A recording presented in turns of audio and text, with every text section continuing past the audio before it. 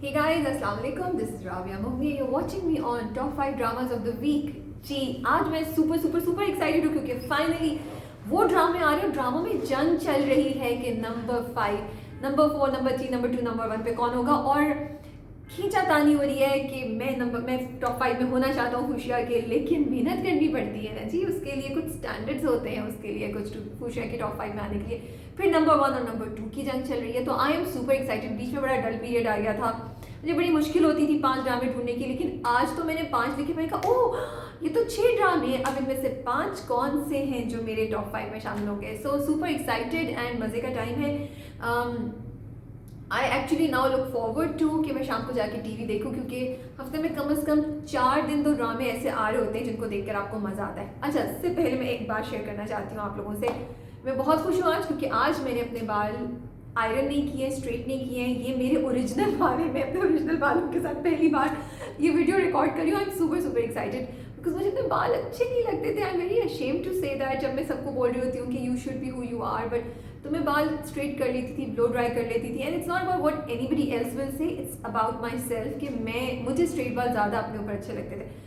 लेकिन आज मैंने हिम्मत की और मैंने कहा नहीं यार ये सही लग रहे हैं और ज़िंदगी इतनी आसान लग रही है मुझे, क्योंकि मुझे थोड़ा सा मेकअप करना पड़ा और मैं बैठ गई. So I just wanted to share this excitement. Can you guys see कितने कर्ल्स आ रहे हैं, वेव्स आ रहे हैं.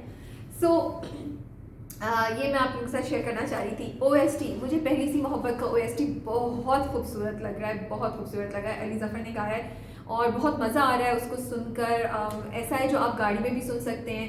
दिल ना उम्मीद तो नहीं का OST भी मुझे बहुत मज़ा आ रहा है उसको सुन के. वो थोड़ा सा अपबीट किस्म का है, यू नो.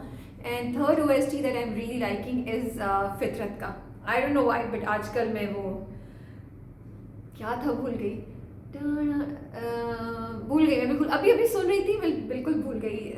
नहीं जाना तेरे बिना, समथिंग टू द फैक्ट कि तेरे बिना दिल नहीं, हम जी नहीं सकते, something like that. I really like it.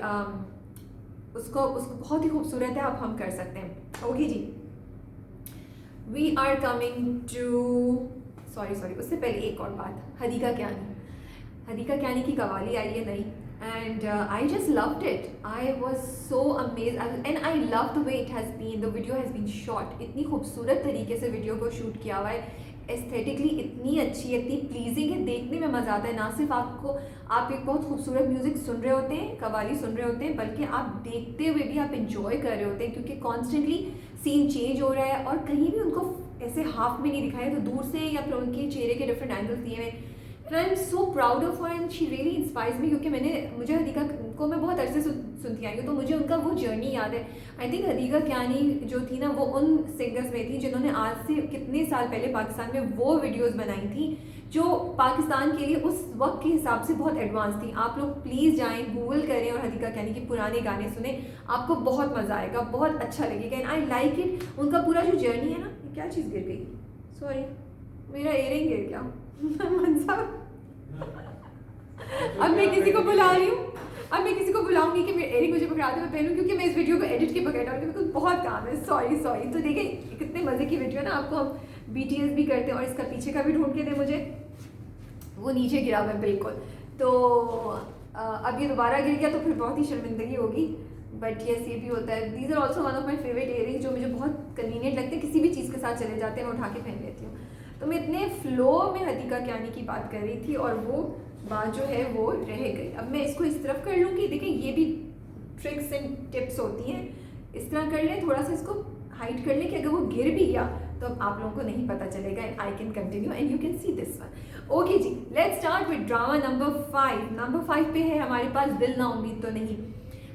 Story चल रही है, आगे मूव किया. और मुझे सबसे अच्छी बात ये लगी जो कल हमने ड्रामा कप में जब मैंने और शाज़िया ने ड्रामा कप किया, उसमें भी हमने मेंशन किया. Really want to thank the team कि आपने टाइम पीरियड डाल दिया डिफरेंट सीन्स पे, क्योंकि मुझे कंफ्यूजन हो रही थी कि ये फ्लैशबैक में है, पैरेलल स्टोरी है, क्या है. तो अब मैं स्टोरी को ज़्यादा इंजॉय कर रही हूँ. आई लाइक इट कि उन्होंने अब क्लियरली टाइम पीरियड बताया और हमें पता है कि अब मिस्ट्री भी है और ये भी बता दिया कि लड़कियां कौन हैं, इनकी ज़िंदगी किस तरह की तरीके की है, वो आंटी कौन है, फिर अल्लाह रखी का सिलसिला, बच्चे का सिलसिला. Like story move forward. I like it. And because of the flashbacks आपका इंटरेस्ट लूज नहीं हुआ, क्योंकि आप अभी एक से यही फायदा होता है। और 3-4 स्टोरी साथ चल रही हैं, आप एक स्टोरी को देखते हैं, थोड़ा सा आप दूसरी पे चले जाते हैं, फिर तीसरी पे चले जाते हैं, तो आप बोर नहीं हो रहे। और सबकी एक्टिंग तो बहुत ज़बरदस्त थी, जो मैं एक्टर ऑफ द वीक में भी बात करूँगी। कुछ हैवी सब्जेक्ट्स हैं, जो रमशा की लाइन थी, की स्टोरी लाइन थी, मुझे मेरे दिल को बहुत बहुत कुछ हो रहा था जब वो उसको दिखा रहे थे कि उसके हाथ पे सिगरेट के निशान हैं, और वो बेल्ट वाला सीन बहुत ही ना दिल को टच करने वाला था, एंड आई लाइक इट। सो दिल ना उम्मीद तो नहीं, मुझे लगता है आगे जाके ज़्यादा तेज़ी से मूव करेगा, ज़्यादा स्ट्रॉन्ग हो जाएगा, और maybe it will move up in our 5 dramas. So number 5 पे है दिल ना उम्मीद तो नहीं। नंबर 4 पे हमारे पास है रक्स बिस्मिल। मूसा ने जी पकड़ लिया ज़ोहरा को और वो ले गए हैं निकाह के लिए। I like Raqs Bismil. मुझे लास्ट टाइम की पहली 3 एपिसोड्स की नस्बत ये एपिसोड थोड़ी सी स्लो लगी, लाइक काफ़ी ज़्यादा डायलॉग्स थे, काफ़ी ज़्यादा बातचीत इधर उधर हो रही थी। सलीम मिराज और उनके दरमियान भी जो डायलॉग थे, मुझे लगा उन सब की ज़रूरत नहीं थी, तेज़ी से फॉरवर्ड कर सकते थे। और फिर जो सही जो मेन उन्होंने पॉइंट रखा वो एंड पे रखा, जब मूसा लेकर आया, और हम भी सोच रहे थे कि ज़ोहरा के साथ करेगा क्या, किधर ले जाएगा, क्या बात करेगा, ज़ोहरा क्या कहेगी, और बाद में पता चला कि उसने तो निकाह की तैयारी की हुई है। सो इंटरेस्टिंग है, मज़ा आ रहा है, हमारी अटेंशन है कि भाई आगे होगा क्या। और फिर बहुत से सवाल कि क्या ज़ोहरा मूसा से में इंटरेस्टेड है, क्या वो मूसा को टेस्ट कर रही है, क्या वो उसको साइन दे रही थी कि भाई मैं तुम में इंटरेस्टेड हूँ, इसीलिए मूसा ने उसको किया, और मूसा क्या चाह रहा है। मुझे लग रहा था बीच में कि मूसा की एक जर्नी दिखाएंगे कि मूसा अपनी एरोगेंस को छोड़ के जा रहा है। अच्छा, किसी ने ना आई थिंक ड्रामा कप के नीचे ये किया था कि मूसा बहुत एरोगेंट है और मूसा ये और वो। मुझे ये लगता है कि ये मूसा की एक जर्नी दिखाएंगे। देखें, आप चाहे रिलीजियस हो चाहे नॉन रिलीजियस हो, अल्लाह ताला किसी भी चीज़ में ना गरूर को और अपने जो तड़ी होती है ना उसको पसंद नहीं करता। अब मैं की नफ़ी होती है इस्लाम में, ठीक है, मैं की नफ़ी करना चाहता है अल्लाह ताला भी। मूसा में मैं ही हूँ, ठीक है। सो और वो he looks down on people जो रिलीजन के सर्कल में नहीं है या रिलीजन से थोड़ा सा बाहर हो जाते हैं, और जो जैसे उसने अपनी कज़न सकीना के साथ कि तुम ये कैसे कर सकते हो, और वो ज़बरदस्ती से वो चीज़ें कराना चाहता है। तो देखिए, ये भी एक मूसा का जर्नी राइटर दिखा रहे हो सकते हैं कि किस तरीके से अल्लाह ताला आपको दिखाता है कि ठीक है तुम इस्लाम पे हो, कुछ हो, लेकिन तुम इतनी अकड़ नहीं दिखा सकते, तुम इतने एरोगेंट नहीं हो सकते, और तुम लोगों को जज नहीं कर सकते। देखिए, वो किस्सा सबको याद है ना कि एक प्रोस्टिट्यूट थी, उसने एक जानवर को, if I am not wrong, बिल्ली को पानी पिलाया था जब वो बहुत प्यासी थी, तो अल्लाह ताला ने उसको माफ़ कर दिया था। तो माफ़ करने वाला तो अल्लाह है, और नियतों का तो सिर्फ अल्लाह ही हाल जानता है। तो ये भी एक जर्नी, ये भी एक मैसेज हो सकता है कि आप किसी भी स्टेज पे हो, आप अपने आप को सबसे ऊपर और सबसे बढ़कर ना समझें। तो ये भी शायद एक जर्नी है मूसा का, जो हम देखेंगे कि किस तरीके से उसका पॉइंट ऑफ व्यू चेंज, मतलब उसने खुद ही अज्यूम कर लिया कि ज़ोहरा को वहाँ से निकलना है और ज़ोहरा को मुझसे निकाह करना है। नहीं भाई, क्यों, Zohra might be happy with what she is और हू शी इज़। सो मुझे इस तरह के सवालात और इस तरह के कॉन्सेप्ट की वजह से रक्स बिस्मिल बहुत मज़े का लग रहा है, एंड ऑफ कोर्स एक्टिंग सबकी बहुत बहुत ज़बरदस्त है। ठीक है जी, ये नंबर 4 पे था। नंबर 3 पे हमारे पास है मुश्क। क्या एपिसोड थी, मुझे इतना मज़ा आया, इतना मज़ा आया, मुझे देख के बहुत मज़ा आया, लाइक कॉन्स्टेंटली। अच्छा, मैं शुरू में ऐसे बैठी थी, फिर मैं खड़ी हो गई, मतलब उठ के बैठ गई सोफे पे, जब वो ताईजी को खोलते हैं, अंदर ताईजी होती नहीं है, फिर वो डॉक्टर साहब का सारा दिखाया। सो मैंने बहुत इन्जॉय किया। सबसे ज़्यादा मुझे 2-3 मैसेजेस बड़े ज़बरदस्त लगे। एक तो ये जो गुड्डी रोशनी से बात करती है, ताईजी की बेटी से बात करती है, और उसको नहीं बताती कि ताई ने क्या किया है, वो उसकी इज्जत रख लेती है। वो पूरा डायलॉग की जो एक्सचेंज थी, आई थिंक वो इमरान रशीद ने बहुत खूबसूरत तरीके से किया। फिर अगेन वो जो बच्चों की शादी का जो टॉपिक है, उसको कितना खूबसूरत तरीके से हैंडल किया। कहीं भी लाइक, अच्छा, जब वो बच्ची रो रही होती है ना, मेरे दिल को कुछ हुआ। वो जो मुकद्दर की बेटी है ना, मैं I was like, oh God, शायद इसके साथ कुछ कर दिया है। 1 मिनट के लिए मैंने सोचा शायद शायान ने कुछ किया है, एंड देन लाइक वो रो रही होती है, आपके दिल को कुछ होता है, और फिर आपको पता चलता है कि वो इसलिए रो रही है क्योंकि उसकी सहेलियाँ उसके साथ खेल नहीं रही हैं। तो इतने खूबसूरत तरीके से इतने अच्छे मैसेजेस दिए हैं। बस मुझे सिर्फ इस बात का वो है कि आई होप वो मैसेजेस जिनको सुनने की ज़रूरत है उन तक पहुँच जाए ये मैसेज, अदरवाइज स्टोरी काफ़ी फास्ट पेस पे मूव कर रही है। गुड्डी एक्शन में है, आदम भी एक्शन में है, शायान को कौन छुड़ाएगा, शायान बचेगा या नहीं बचेगा। और वो बड़े मजे का है जो डॉक्टर साहब को हॉलीवुड टच दिया कि वो टाई वाई पहन के अपना सूटेड बूटेड, टाई मुझे याद नहीं है पहनी थी या नहीं, बट आई थिंक वो टाई थी शायद, लेकिन सूट वूट पहन के वो चाय लेके बैठे हुए हैं हॉलीवुड के विलन्स की तरह और ताया जी का इंतज़ार कर रहे हैं। अब वो क्या करेंगे आगे हमें नहीं पता। सो इन सब चीज़ों की वजह से मुश्क जो है वो आई एम रियली इंजॉइंग इट। 2-3 चीज़ें ज़रा सा मुझे इरिटेट करती हैं भाई कि वो रिकॉर्डिंग कहाँ से मिली, उसकी एक्सप्लेनेशन अगर दे दें। सेकंड ये कि मतलब पूरे घर में जो है वो स्मेल कहीं नहीं आई कोयला जलने की, रस्सी जलने की, और ताई के मुंह से एक आवाज़ भी नहीं निकली कि और एंड मतलब ताई तो बहुत देर बाद दादाजी को बहुत देर बाद ताई का पता चला ना, उससे पहले दादाजी ने आके देखा क्यों नहीं कि ताई कहाँ है, महक ने क्यों नहीं किया। खैर महक तो हम तो कुछ उम्मीद ही नहीं है हमें महक से। तो जी ये था नंबर 3 पे director of the week. Director of the week हैं काशिफ निसार फॉर रकीब से। ये बात मैं पहले भी शायद बहुत सी ड्रामा का अपने टॉप 5 में कह चुकी हूँ, दोबारा कह रही हूँ। अगर एक ड्रामा आपको खुलते ही साथ जो उसका फर्स्ट 2-3 सीन है ना उसमें कैप्चर कर ले और फिर आपको लेयर बाय लेयर कहानी बताए और एंड में जब आप सोचिए अच्छा यार ये तो फिर खुश होने वाली, और एकदम से कोई धमाका हो जाए। आई थिंक अगर एक एपिसोड में इतनी इस जर्नी से आप गुजर रहे हैं तो वो बहुत डिज़र्व करती है कि उसके डायरेक्टर को, उसकी टीम को अप्रिशिएट किया जाए। दिस इज़ एग्जैक्टली ये हुआ रकीब से की पहली एपिसोड में। वो सीन खुलता है, वहाँ से आपकी क्यूरोसिटी शुरू होती है कि ये औरत कौन है जो रात को मकसूद साहब के पास पहुँची और इसका किस्सा क्या है। और फिर हमें मतलब आई लव द वे जिस ऑफकोर्स इसमें स्क्रिप्ट का भी है कि स्क्रिप्ट भी इतनी खूबसूरत लिखी है, डायलॉग्स इतने अच्छे, जो सानिया सईद बोल रही है वो डायलॉग तो अमेजिंग डायलॉग्स हैं लेकिन द वे वो लेयर बाय लेयर उतारे ना कि अच्छा पहले हमें पता चला सकीना है कौन, फिर हमें पता चला कि अच्छा सकीना की और मकसूद आपका रोमांस कब से शुरू हुआ था, फिर हर कैरेक्टर की पोजीशन की, ये कौन है, ये उसकी बेटी है, ये उसकी बेटी है, इनकी शादी ऐसे हो गई। देन द फैक्ट कि उन्होंने जिस तरीके से सानिया सईद को डायरेक्ट किया ना, मुझे वो सबसे अच्छा लगा। एंड अगेन नुमान इजाज को भी कहीं नहीं बोल रहे हैं, वो डायलॉग्स नहीं है लेकिन उनकी जो एक्शंस है उससे पता चला है। देन सानिया सईद का जो कैरेक्टर की कश्मकश है ना, एक तरफ वो इनसिक्योर भी और एक तरफ वो उसकी मदद भी करना चाहिए। मतलब एक किस्म में इतनी चीज़ें डायरेक्टर ने हमें दिखाई हैं और इतनी खूबसूरत तरीके से दिखाई है, कहीं भी हम इरिटेट नहीं हुए, कहीं भी हमने क्वेश्चन नहीं किया कि यार ये क्यों दिखा रहे हैं, क्या बेवकूफ़ी की बातें हो रही हैं एंड तो उन्होंने इतना ज़बरदस्त किया कि हम सब अगर हम सोने भी लगे थे या हम थोड़ा सा वो हो रहे थे, हम उठ के बैठ गए कि अच्छा मतलब I think I was getting irritated at Maqsood Sahab कि ये क्यों नहीं हेल्प कर रहा है, how can he be so selfish से कि हाँ मैं तो बदला लूँगा।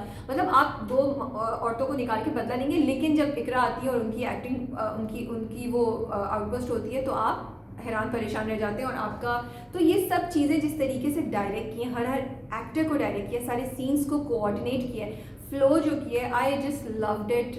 And Kashif Nisar gets the director of the week for top 5 dramas of the week in Fuchsia this time.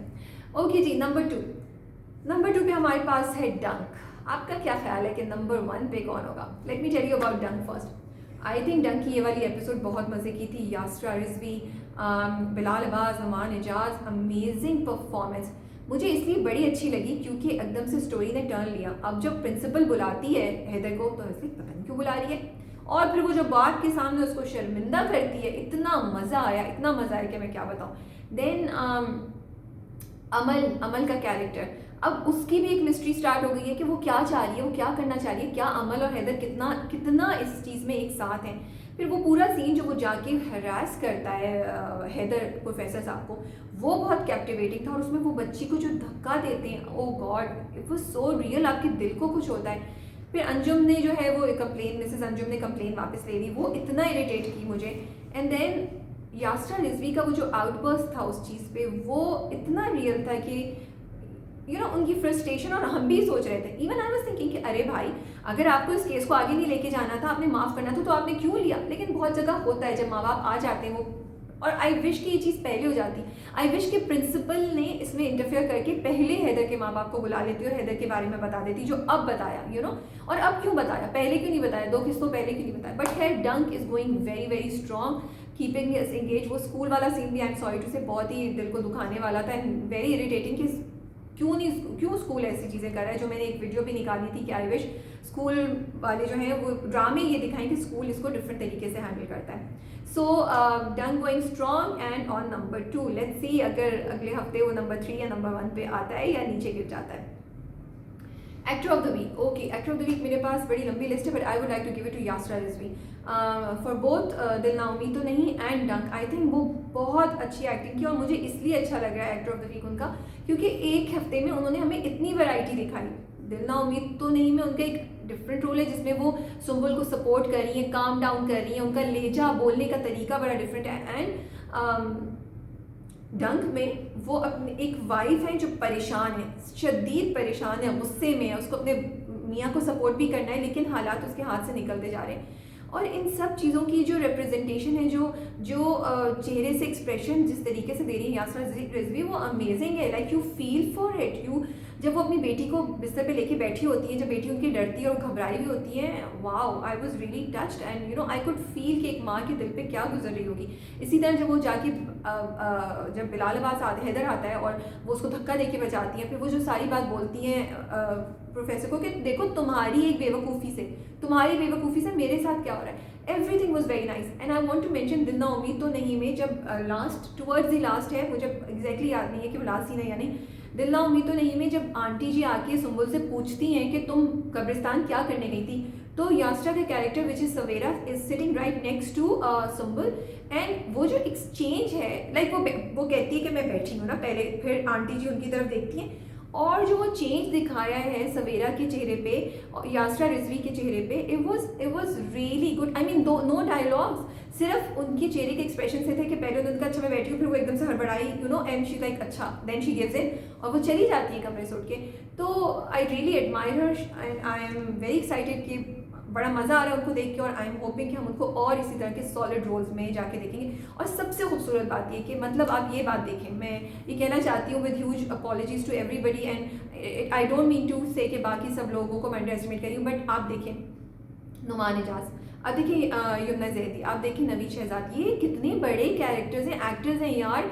Not that कि Yasra is any less, but every time Yasra Rizvi इनके सामने आ रही हैं, उनकी अपनी प्रेजेंस है. मतलब सीन में आप उनको फील करते हैं. और वो सीन जिसमें दिल ना उम्मीद तो नहीं में जिसमें सुम्बुल है, उमैर राना का कैरेक्टर जुल्फी है और ये बैठी होती है, तीनों पे आपकी नज़र जा रही है and for that Umair Rana has to be admired also. So I this week it goes to Yasra Rizvi, but I would like to mention Yumna Zaidi for Dil Na उम्मीद तो नहीं. इतना मज़ा आ रहा है मुझे, इतना मज़ा आ रहा है उनको देख के. मतलब कहीं वो फ्लर्ट करनी है, कहीं वो घबराई नहीं है, कहीं वो मिस्टीरियस है, कहीं वो रिबेलियन है. बहुत मज़ा आ रहा है यमुना जैदी को एक डिफरेंट रोल में देखे. एक्चुअली डिफरेंट रोल क्या, डिफरेंट रोल्स में देखे. Noman Ijaz, what do I have to say, Noman Ejaz तो नुमान एजाज है यार डंक में. एंड रकीब से में, मतलब रकीब से में हार्डली डायलॉग्स है नुमान एजाज के. वो जो घबराए हुए और हाथों पे पसीना और वो अपनी शर्ट सही कर रहे हैं और ग्लासेस के ऊपर से ऐसे करके देख रहे हैं, और वो जो डाइनिंग टेबल बैठे हैं ना, ग्लास यहाँ आई ग्लास उनकी जो ऐनक है वो यहाँ आई हुई और ऐसे करके वो देख रहे हैं. अमेजिंग, मुझे इतना मज़ा आ रहा है. इट्स एक्चुअली आई थिंक अगर आप ड्रामा लवर हैं तो इस वक्त आप बहुत आप you are being treated with such great place. ठीक है.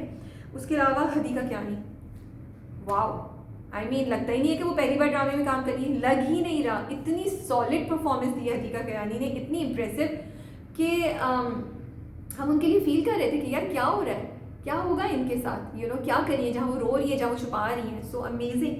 Bilal Abbas, I think Bilal Abbas as Heather in this episode was amazing. I really liked the जो उनका सीन है जिसमें वो आके, पहले वो सीन जिसमें वो बैठे होते हैं अमल के साथ और बोलते हैं ना, बाद में क्या, मुझे वो डायलॉग ही इतने मजे का लगता है. कहती क्या हो, तुम डांटोगी मैं सुनूंगा, तुम ये करोगी तो मैं ये करूंगा, ज़्यादा करोगी तो ये भी कर मार भी लेना, लेकिन कमरे के अंदर सबसे छुप के.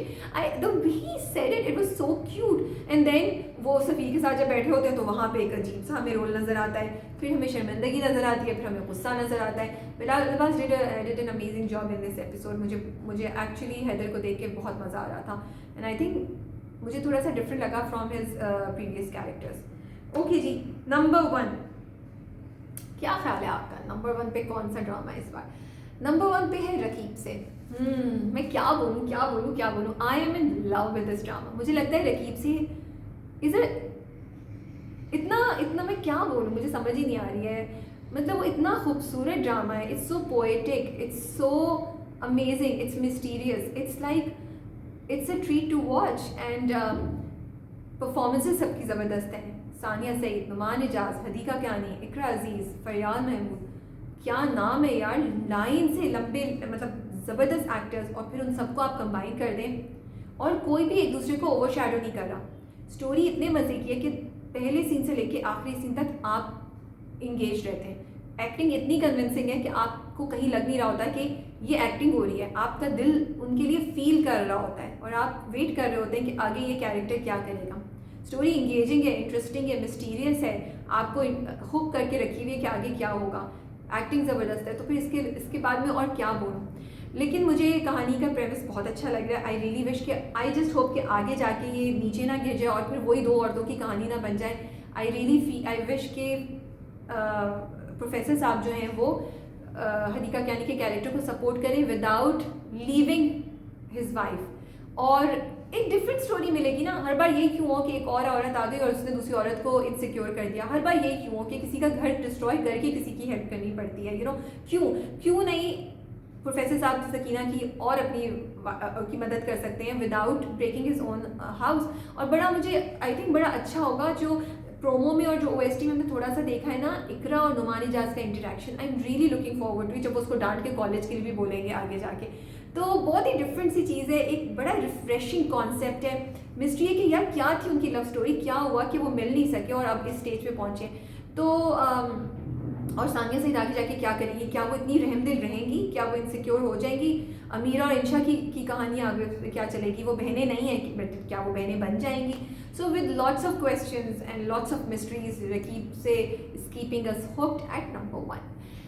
तो जी ये था इस बार का टॉप 5, और आप मुझे कमेंट्स में बताएं कि do you agree with my rating और नॉट। आपके ख्याल में कौन से 5 में होने कोई एक ड्रामा है जिसको मैंने नहीं इंक्लूड किया और होना चाहिए था। आप अपनी टॉप 5 मुझे बताएं। आप में से बहुत से लोगों ने मुझे नीचे लिखा था कमेंट्स में सवाल जवाब दोबारा शुरू करें। आप लोग सवाल पूछें, मैं जवाब दूंगी। मैंने आज जाके कमेंट्स चेक किए थे, मुझे कोई सवाल ऐसे नहीं लगे जिसका मैं जवाब दूं।